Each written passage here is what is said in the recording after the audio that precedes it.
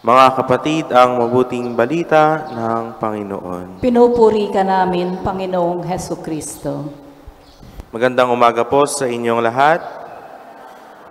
Sa atin pong unang pagbasa, narinig po natin kung papaanong si Apolos at si Pablo'y patuloy na nangaral sa kanilang buhay patungkol sa mga ginawa at kabutihan ng Diyos during their time. Patuloy silang nagpapakita ng kanilang perseverance for them to be able to proclaim yung mabuting balita na kanilang naranasan sa Diyos.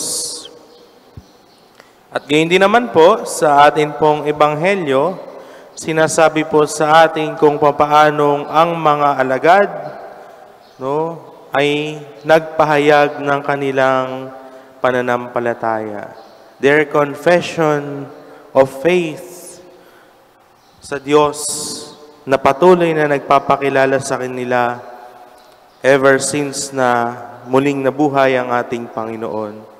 At ipinapakita po sa atin ng atin pong mga pagbasa na tayo bilang mga Kristiyano ay dapat magtaglay ng pananampalatayang matatag at kakayahang ipahayag ang atin pong pananampalataya nang naaayon sa ating relasyon sa Diyos. At sabi po sa atin ng ating ebanghelyo, ibibigay ng ating Panginoon ang kapayapaan. Magkakaroon ng kapayapaan sa pakikipag-isa sa Kanya.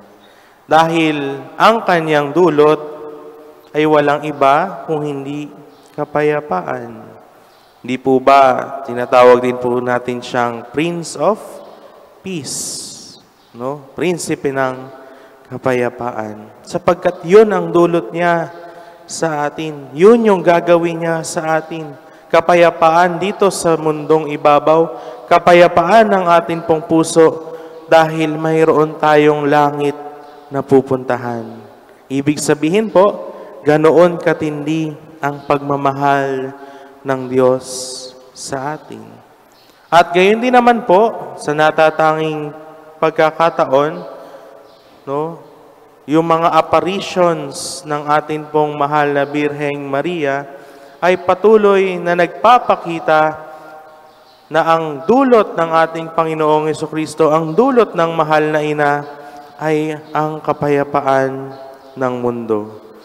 Hindi po ba during that time, maraming wars, ang nangyari. Kaya yung eagerness ng mga tao during that time ay nakita sa pamamagitan ng apparition ng mahal na Birhen sa Fatima. Hindi lamang kaila Jacinta, kaila Francisco at Lucia, kung hindi lahat sila ay nakaranas kung gaanong ang mahal na Birhen sa pamamagitan niya, sa pamamagitan ng pagko-consecrate ng atin pong buhay sa mahal na Birhen, sa Immaculate Heart of Mary, ay magdadala at magdudulot ng kapayapaan. Kaya po hindi po ba kapag po nagdadasal tayo ng Santo Rosario, laging kadugtong yung Fatima prayer, O my Jesus, forgive us our sins, save us from the fires of hell, and lead all souls into heaven. Hindi po ba nakakapayapa ng kalooban? Dahil alam natin na mayroong Diyos na nagpapatawad. Alam natin na mayroong Diyos na magliligtas sa atin sa apoy ng impyerno. At alam natin na dadalhin tayo ng Diyos sa Kanyang piling. Tulungan nawa tayo ng ating Panginoon sa ating pong buhay upang makamit nga po natin ang kapayapaan ng ating puso na patuloy na ibinibigay sa atin ng Diyos sa araw-araw ng ating pong buhay. Amen.